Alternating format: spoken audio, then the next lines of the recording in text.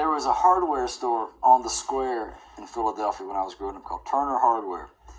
And they had this selection of, kind of B-level or C-level instruments hanging around. And I would go up there every day after school because I liked this mandolin.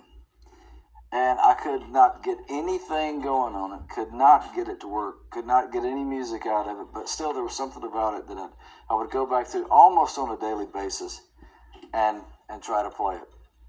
I walked in there one day after school and it was gone. And I asked Mrs. Turner, I said, what happened to the little Kent brand mandolin? She says, well, Joe Crenshaw bought it. Joe Crenshaw was a boy that lived out in the country and he worked at the factory with my dad. And so Joe, he went home and he didn't understand that you needed an amplifier to go with your electric instrument. He had the cord. So he went home and tried to find a place in the television set to plug his mandolin in. Nothing. He looked for a place in the telephone. Nothing. And so he finally cut the other end of the cord off and rolled it up and plugged it in the wall and picked the mandolin up, and it blew him across the room. And he tried it 2 times. And so he came to our front door and knocked, and his hair looked about like mine, and he looked like he'd seen a flying saucer or something. He says, boy, where's your daddy?